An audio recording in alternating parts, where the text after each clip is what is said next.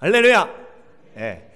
오늘 거룩한 주일날 주회전을 찾아 나오신 성도들 여러분들께 하나님의 놀라우신 은혜와 축복과 회복과 치유의 역사가 가득할 줄 믿습니다. 마가복음 강해 오늘 마가복음 10장 1절부터 12절까지의 말씀을 중심으로 그 마음을 아는가, 그 마음을 아는가 라는 제목으로 함께 말씀을 묵상해 보겠습니다. 근대 문단에서 우리나라의 많은 사람들의 가장 큰 영향을 끼친 시인들 중에 박목월 시인이 있습니다. 박목월 시인이 크리스찬이에요. 그래서 박목월 시인이 쓴 시 중에 어머니의 성경이라는 시도 있습니다. 어머니가 물려주신 성경을 보면서 이 성경을 자녀들에게 물려주겠다 하는 고백이 담겨져 있는 시거든요. 근데 이 박목월 시인의 아드님도 시인입니다. 서울대학교에서 가르치고 계시는 박동규 시인인데요.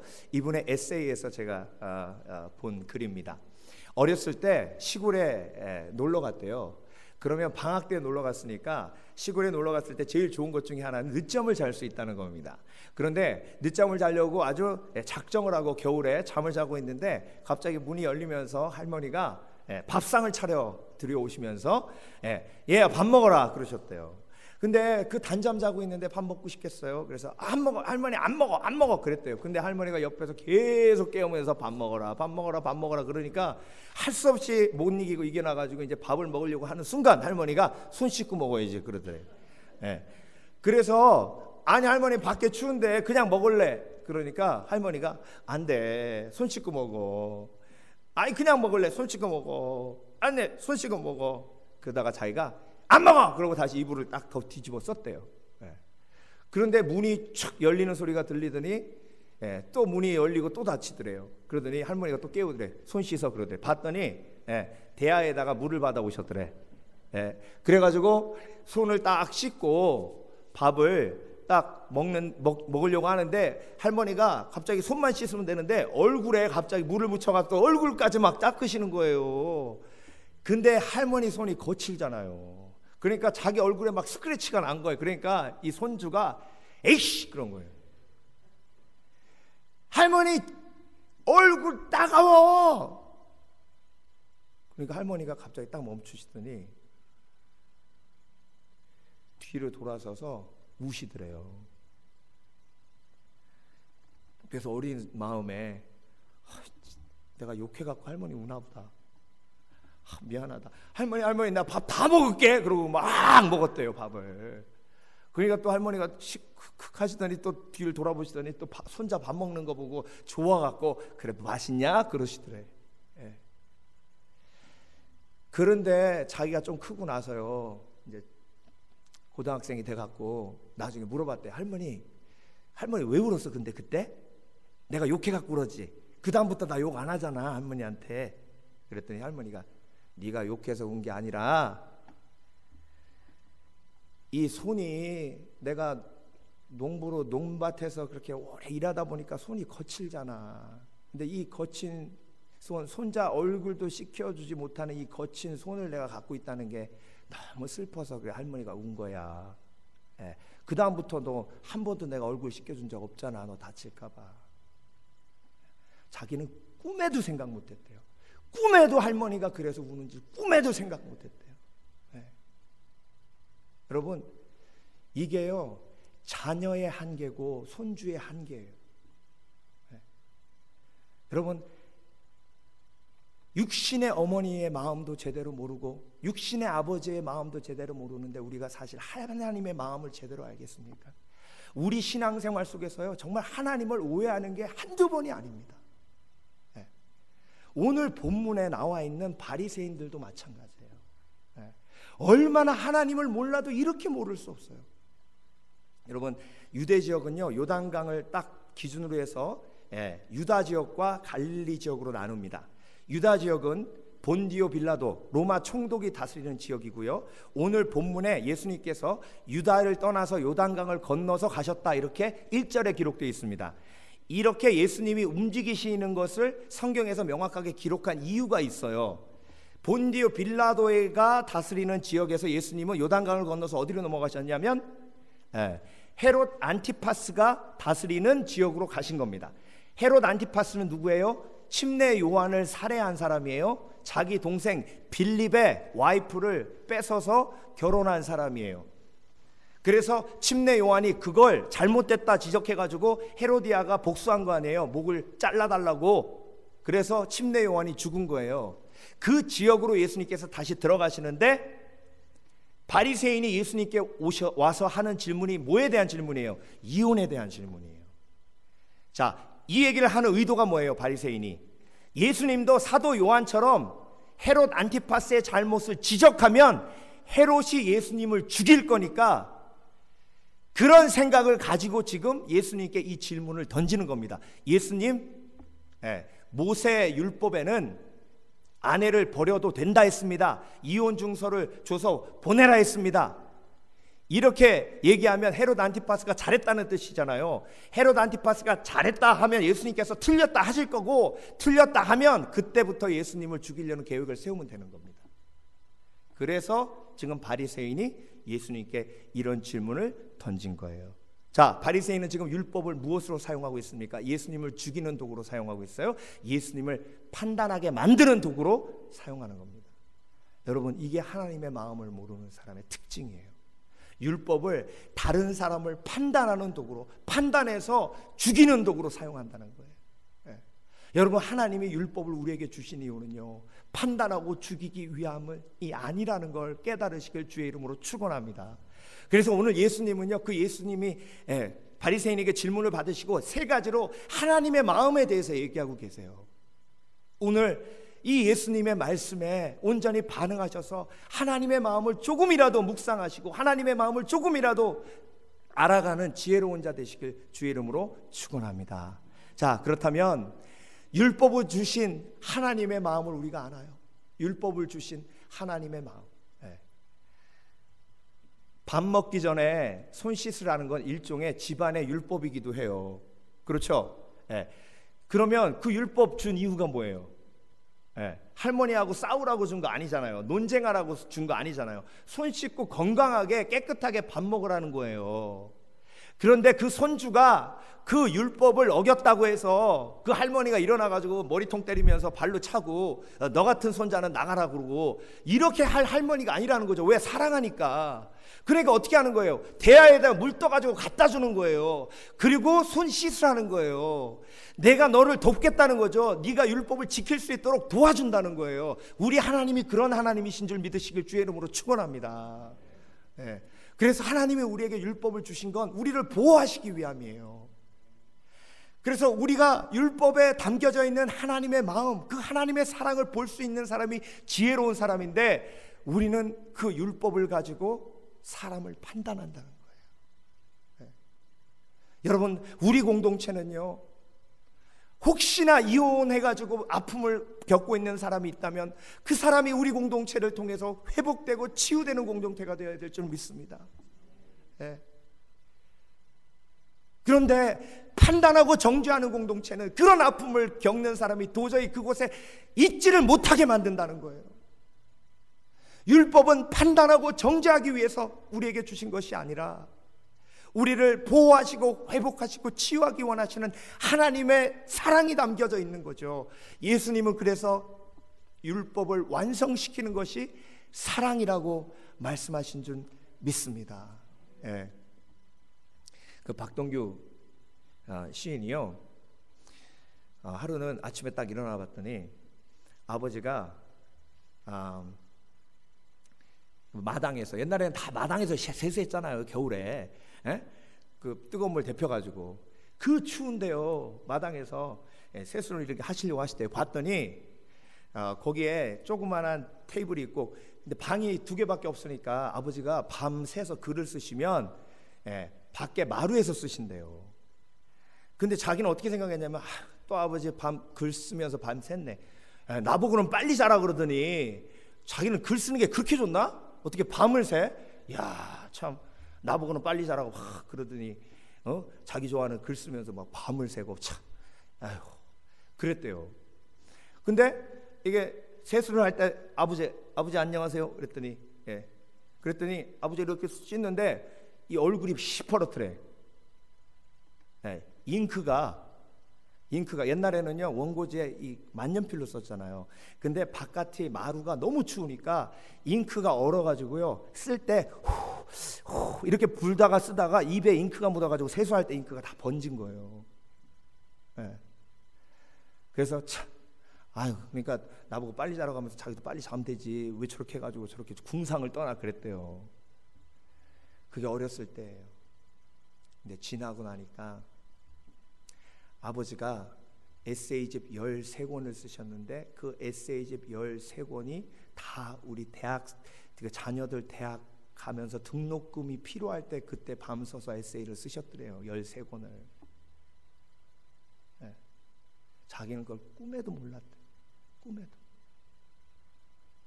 그러니까 밤에 그 마루에서 냉방에서 잉크 어는 걸 불어가지고 그걸 자녀들 대학 등록금 주려고. 근데 그걸 몰랐던 거예요. 여러분 그러고 그냥 거기서 끝냈으면 되는데 나보고는 일찍 자라 그러고 자기는 왜 밤새 이랬다는 거예요. 자기가. 이게 하나님의 마음을 모르는 우리 인간의 모습이에요. 정말로. 하나님은요 저와 여러분을 구원하시기 위해서 독생자를 이 땅에 보내실 만큼 사랑하셨습니다. 그 하나님의 사랑을 우리는 얼마나 오해하고 있는지 몰라요. 그 사랑을 기억하고 알아야 하나님의 율법 속에 담겨준 정말 하나님의 귀한 마음을 알게 되는 줄 믿습니다. 두 번째, 하나님께서 하나됨을 원하시는 하나님의 마음을 아는가? 오늘 본문 말씀을 보면요, 이러므로 사람이 그 부모를 떠나서 그 둘이 한 몸이 될지니라. 이러한즉 이제 둘이 아니요 한 몸이니 그러므로 하나님이 짝지어 주신 것을 사람이 나누지 못할지니라 하시더라. 이혼에 관한 얘기를 하시니까 예수님께서 바리새인에게 뜬금없이 창세기의 말씀을 주시는 거예요. 자, 이 말씀을 주신 건 하나님이 원하시는 건 옳고 그름이 아니라 하나님이 원하시는 건 하나됨이라는 거예요. 하나됨. 옳고 그름을 따지면 어떻게 돼요? 판단하고 싸우는 거예요. 아담이 잘했냐 하와가 잘했냐 따지면 서로 싸우는 거예요. 그런데 하나님이 원하시는 건 누가 옳고 누가 그런 게 아니라 하나가 되는 거라는 거예요. 여러분 결혼해서 살면서 싸우는 이유가 뭐예요? 내가 옳다는 거예요. 네가 틀렸고. 그래 안 그래요? 그러면 상대방은 가만히 있어요? 나는 옳고 너도 틀렸다 그러죠. 그러니까 싸우는 거예요. 그게 뭐예요? 판단하고 정죄하는 거죠. 그게 하나님이 우리에게 율법을 주신 이유도 아니고 결혼을 허락해 주신 이유도 아니라는 거예요. 하나님이 우리에게 원하시는 건 뭐예요? 하나됨이. 하나님이 원하시는 그 원함에 반응하시는 지혜로운 사람 되시길 주의 이름으로 축원합니다. 내가 져주고 내가 섬기면 하나 될 수 있어요. 내가 낮아지면 하나 될 수 있어요. 내가 조금 자존심 상하면 하나 될 수 있어요. 내가 조금 더 불편하면 하나 될 수 있어요. 그런데 그렇지 못한 거죠. 예수님께서 어린아이를 세워놓으시고 이 어린아이와 같이 되지 아니하면 천국에 들어올 자가 없다 하셨어요. 이 말씀 바로 이혼에 관한 말씀 바로 그 이후에 나오는 말씀인데 그게 무슨 뜻이에요? 애들은요 부모님께 다 맞춰요. 왜? 그렇지 않으면 살아날 수 없으니까. 둘 중에 하나 해야 돼요. 부모님께 맞추든지 집 나가든지. 그래서 집 나가는 애들 있잖아요. 도저히 나는 우리 부모님께 도저히 맞추지를 못하겠어요. 그리고 집 나가잖아요. 어린아이라는 건요 부모님께 맞추는 거예요. 물론 부모님도 어린아이에게 맞춰주는 거 있습니다. 그렇지만 거의 대부분 살아남기 위해서 아이들은 맞춰요. 여러분 우리가 어린아이와 같이 돼서 우리가 맞추어 나아가면 하나됨을 이루어갈 수 있어요. 제가 어렸을 때 이제 설날 얼마 전에 지났잖아요. 그렇죠? 설날이 되면 할아버지 할머니가 가족들 오는 걸 얼마나 기다리시나 몰라요. 그리고 할머니는 일주일 전부터 식혜 만들어 놓으시고 그리고 전 부치시고 그리고 뭐 맛있는 거 준비하시고 이렇게 일주일 내내, 뭐 일주일이시겠어요? 제가 알기로는 그 전부터 뭐 시장 갔다 오시고 한 달 동안 준비하시고 그러시겠죠, 그렇죠? 예. 근데 오면요, 예, 사실 그 아침에 와가지고 한 오후 1시면 가버려. 예. 근데 한 번은 더 일찍 갔어요. 왜? 우리 아버지랑 큰아버지랑 싸워갖고, 예, 막 소리 지르면서 형이 막 그러고 막 그러고 막, 예? 예. 할아버지가 말리셔도 뭐 계속 그러더니 큰아버지가 에이 그러고 나가버려요. 예. 우리 아버지도 야 가자 그러고, 예, 나도 데리고 가지. 나는 놓고 갔어요. 예. 고모도 가버리고, 예. 할아버지 할머니만 남고 우리만 남았어요. 내 동생이랑 나랑. 근데 할아버지가 끊으셨던 담배를 저보고 사오라고 하시더라고요. 그래서 그걸 피시면서 먼 산을 바라보시면서 한숨을 푹푹 내쉬시고, 그리고 할머니는 저 옆방에 누우셔가지고 뭐라고 중얼거리시냐면 내가 너무 오래 살았어. 내가 너무 오래 살았어. 늙으면 죽어야 되는데, 늙으면 죽어야 되는데. 왜 속으로 얘기 안 하시고, 우리 다 들리게 그렇게 얘기하셨나 몰라요. 속으로 좀 얘기하시지. 그렇죠? 그 옛날 분들은, 할머니들은 그러세요, 그렇죠? 속으로 얘기하시지 뭐 중얼중얼. 다 들었어요, 제가. 한 일주일 아파하셨어요. 일주일. 자녀들은요, 그냥 싸우는 건데 그 싸우는 거 보고 부모님이 얼마나 마음 아파하는지를 모르는 거죠. 여러분, 하나님이요, 우리에게 정말 원하시는 건 옳고 그름을 판단해서 그 사람의 잘못을 지적하는 게 아니라 그 사람의 죄와 허물을 품어서 하나된 공동체를 만드는 겁니다. 네. 여러분, 죄를 지적하는 건요, 선지자만 하는 거예요. 아이고, 나단 선지자도 다윗의 잘못을 지적했잖아요. 그래서 저도 지적하는 거예요. 여러분, 선지자의 부르심을 받은 사람들이 얼마나 고통스러운 삶을 살았는지 모릅니다. 선지자이기 때문에. 이스라엘이 망한다고 선포했을 때 그 선지자들은 얼마나 그 사람들에게 멸시당하고 천대당했는지 몰라요. 그게 선지자의 삶이에요. 그런 삶 살기 원하세요? 그의 부르심이 없으면 그냥 품는 거예요. 선지자의 부르심이 있는 분 손 들어보셔. 나는 목사님이 잘못하는 거, 내 주위에 있는 사람들 잘못하는 거 지적하기 위해 태어났어요. 선지자예요. 난. 손 들어보셔. 없으시면 품으시고 사랑하시는 게 하나님의 부르심이에요. 그래야 하나 되는 거예요. 할렐루야. 그게 하나님의 마음이라니까요. 그 하나님의 마음을 제발 좀 알아주셨으면 좋겠어요. 그 박동규 시인의 그 수필은요, 정말 감동의 연속이에요. 크리스마스 때 그 박목월 시인이 옛날에 글 쓰는 분 가난했잖아요.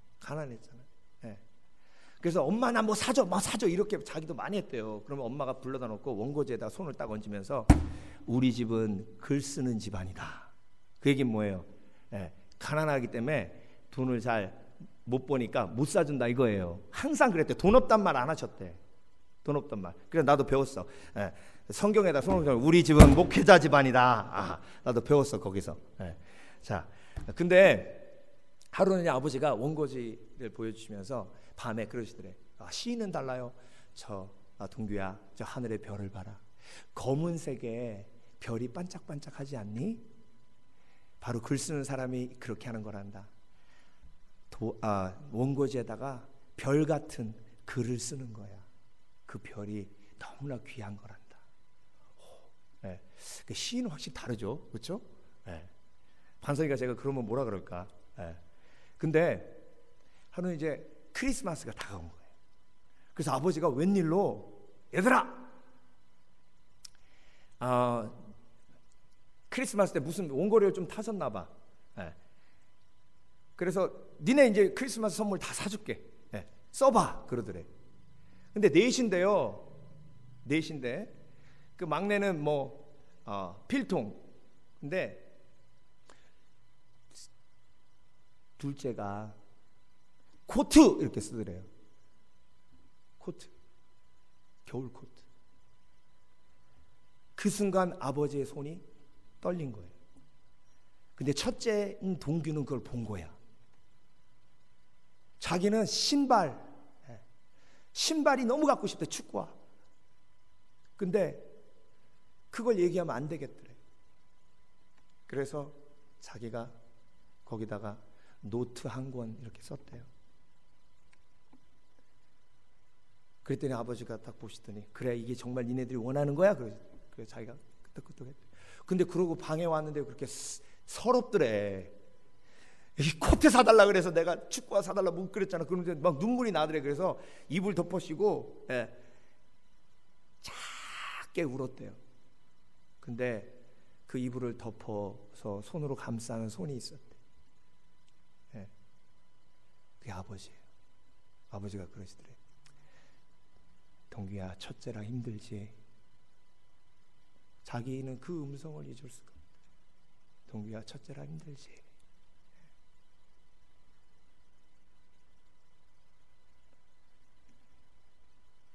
하나 되기 위해서 축구화라고 안 쓰고 그냥 노트 한 권이라고 쓴 그 아들이 얼마나 대견했으냐. 그렇죠? 그러고 나서 마음이 아파서 오는 그 아들에게 가서 안아주는 그 아버지의 심정이, 내가 가지고 있는 거 다 주고 싶은 마음 아니겠습니까? 여러분, 여러분에게도 이런 간증이 있어야 될 줄 믿습니다. 내가 그 순간 그때 노트 한 권이라고 써서 싸울 일이 평화로운 일로 지나갔어. 내가 그때 한마디 하고 싶었지만 한마디 하지 않아서 싸우지 않고 잘 넘어갔어. 잘 넘어간 게 그냥 넘어간 게 아니에요. 하나님이 나로 인해 즐거이 부르며 기뻐하시는 일이 된 거예요. 그러면요, 성령께서 그러십니다. 속에서 잘했다, 너무 잘했다. 그게 하나님이 원하시는 거예요. 여러분, 결혼에서요, 결혼은 행복이 목적이 아닙니다. 하나님께서 오늘도 말씀하셨지만 하나됨이 목적이에요. 하나 되기 위해서는 얼마나 고통스러운지 아세요? 하나가 된다는 건 서로가 다른 걸 인정하고 받아들이고 용납해야 된다는 뜻이에요. 하나 되는 가정은 깎임이고 하나 되는 가정은 오래 참음이고, 그래서 고통스러운 가정이에요. 행복을 목적으로 한다면 하나 될 수 없어요. 왜? 하나 되는 가정이 너무 고통스럽기 때문에. 성경 공부하면서요, 남자와 여자의 차이가 얼마나 어마어마한지 모릅니다. 화장실에서 남자는요, 기껏 해봤자 15가지밖에 할 일이 없어요. 근데 여자는 120가지가 넘는데요. 학자들이 별걸 다 조사했어. 남자와 여자의 차이는요, 상상을 초월할 정도로. 제가 엄마들하고 성경 공부하면요, 동일하게 하는 말이 있어요. 남자 시켜먹기가 세상에서 제일 힘들다는 거야. 그냥 딸기 사오라 그래서 딸기를 사갔어요. 그랬더니 뭐 이런 딸기를 사왔니? 나보고 좋은 딸기 사오라고 안 했잖아. 그걸 말해야 하니. 나는 딸기 사오라 그래서 그냥 그 통에서 딸기를 사갖고 갔어요. 좋은 딸기가 있으니까 잘 골라서 해봐. 그러면 내가 골랐지. 이해 안 되시죠? 남자분들은 다 그래 목사님 저도 그랬어요. 그러실 거예요. 이게 남자하고 여자하고 너무 달라요. 그래서 그 과정을 통해서 뭘 배워요? 하나됨을 배워요. 낮아지는 것, 용납하는 것, 다른 것을 받아들이는 것, 그래서 자존심을 내려놓는 것, 그 과정을 통해서 내가 예수 그리스도의 성품을 닮아가는 거예요. 하나님께서 공동체를 허락해 주신 것도 그래요. 공동체에 들어오면요, 그런 분들 있잖아요. 아유 세상에 그런 꼴 보기 싫어서 내가 교회를 안 간다고. 여러분, 공동체에서 내가 한 부분으로 하나가 된다는 건요, 정말 더럽고 치사한 꼴 보면서 인내하고 이겨야 가능한 거예요. 그래 안 그래요? 별의별 일 다 있어요. 제가 있던 교회에 어떤 성가대에 오셔가지고 어떤 분이 열심히 하시는 거예요. 열심히 막 악보도 나눠주고 막. 예. 근데 1년 있다 없어지셨어요. 봤더니 월부 책 장사예요. 예? 성가대원들 중에 안 산 사람이 없어. 예? 그분은 또 다른 교회로 가셨어. 예? 책 팔러 가셨어. 성가대원들이 제일 잘 사주나 봐. 예? 별의별 일이 교회 안에 다 있습니다. 세상에 예? 책 팔아먹더니 도망가? 나 교회 안 가. 그건 하나됨을 이루는 하나님의 뜻이 아니죠. 그렇죠? 예. 여러분, 내가 가정에 있다는 것은 하나님의 부르심을 쫓아 내가 오늘도 예수 그리스도의 성품을 닮아가는 것이고, 내가 공동체 안에 있다는 것은 내가 예수 그리스도의 성품을 닮아가는, 나를 위해서 나를 깎이게 만드는 주위에 대패도 있고 정도 있고 망치도 있어요. 이게 탁 할 때 얼마나 아프겠어요. 그렇죠? 그런데 그걸 꾹 참고 기다리면 원석에서 아름다운 다이아몬드로 변하는 거예요. 그런데 그 원석이 다이아몬드 되는 거 참지 못하고 튕겨져 나가면 그 돌멩이로 사는 거예요. 그냥 그 인생이.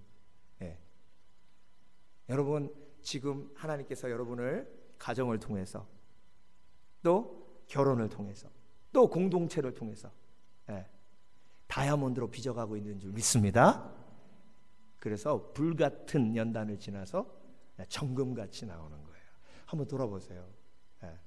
우리 교회에서 신앙생활 하시면서 10년 전하고 지금하고 5년 전하고 지금하고, 그렇죠?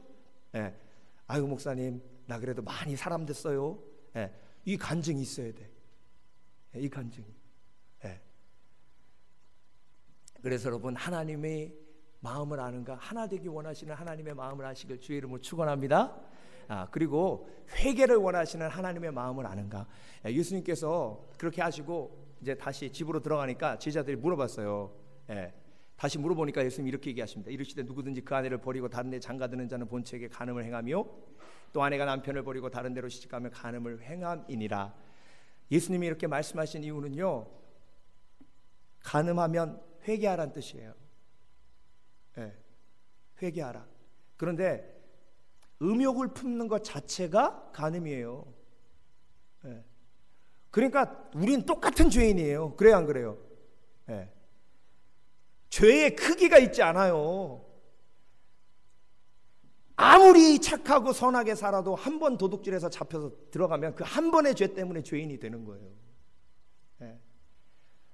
아이고 그래도 목사님 뭐 마음으로 품은 죄하고 직접 한 거하고 똑같나요? 근데 하나님은 똑같이 대하신다는 거예요. 왜? 하나님의 목적은 벌 주기 위함이 아니라, 벌 주기 위함이라고 생각하면 작은 죄에는 작은 벌을 주고 큰 죄에는 큰 벌을 줘야 되기 때문에 큰 죄, 작은 죄를 구별해야 돼요. 근데 하나님의 목적은 벌을 주기 위함이 아니라 용서하기 위함이고 회개케 하기 위함이기 때문에 큰 죄, 작은 죄가 필요 없다니까요. 무슨 얘기인지 아시겠어요?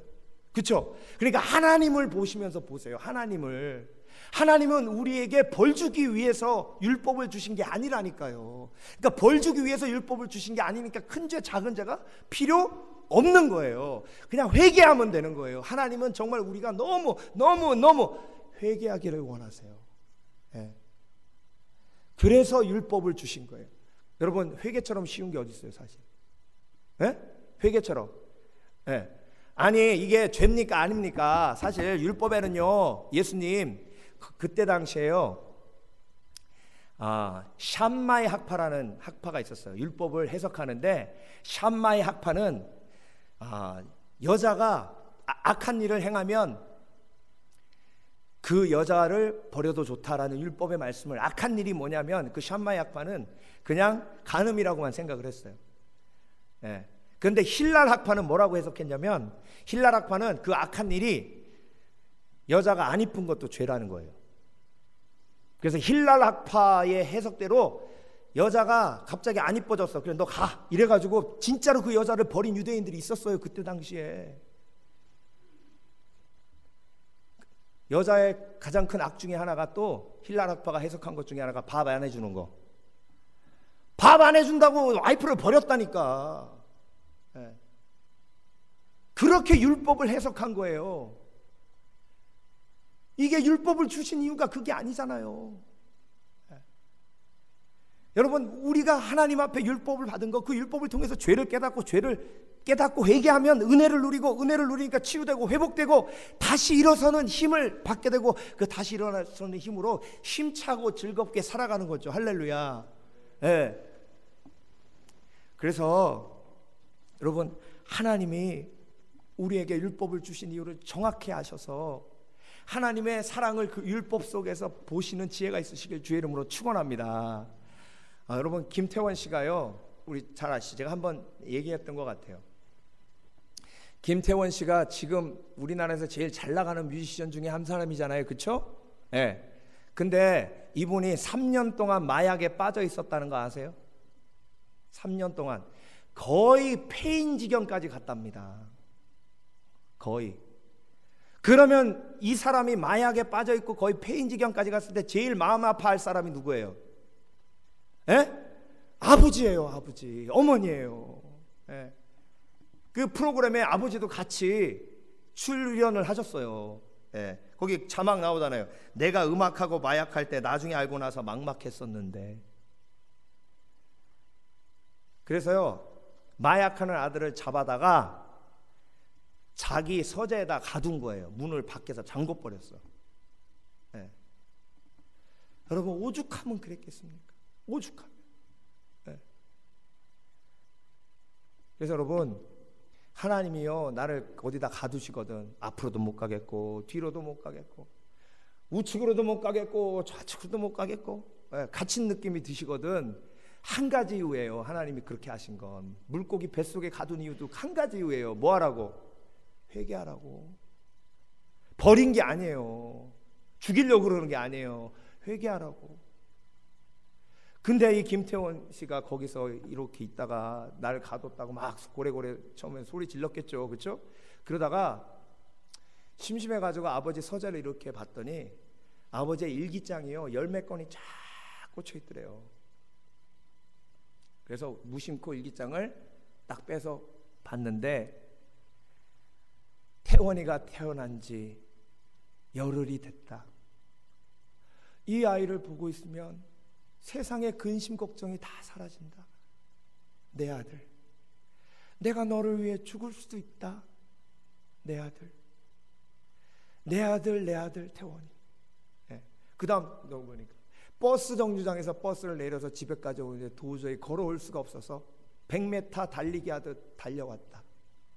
문을 열고 태원이가 있는 방으로 들어갔을 때, 예, 세상의 모든 근심이 다 사라지는 듯 했다. 내 아들이 빵긋 웃었다. 그 일기장의 주인공은 자기들이에요. 그래서 거기서 무릎 꿇고 울며 결심합니다. 다시는 마약에 손대지 않으리라. 그리고 그 다음부터 다시는 마약에 손을 대지 않았대.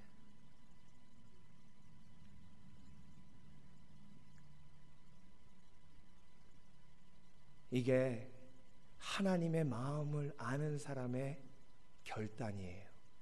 하나님의 마음을 아는 사람. 하나님이 나를 예수 그리스도를 보내심과 같이 그렇게까지 사랑하셨다는 건 나에게 하나님을 아프게 할 수 있는 권리를 주셨다는 거예요. 여러분, 나를 가장 사랑하는 사람이 나에게 주는 권리 중에 하나가 내가 그 사람을 가장 아프게 할 수 있는 권리예요. 그 권리를 악하게 사용하지 않으시고 그 권리를 선하게 사용할 수 있는 지혜가 있으시길 주의 이름으로 축원합니다. 네. 그래서 여러분, 하나님의 마음을 아는가? 율법을 주신 하나님의 마음을 여러분 정말 아십니까? 우리의 행복을 위해서 주신 그 하나님의 마음. 네. 두 번째, 하나됨을 원하시는 하나님의 마음을 아십니까? 내가 싸울 때, 내가 다른 사람 판단하고 미워할 때 하나님이 얼마나 아파하시는지. 네. 그리고 마지막으로 회개를 원하시는 하나님의 그 간절한 마음을 아십니까? 기도하겠습니다.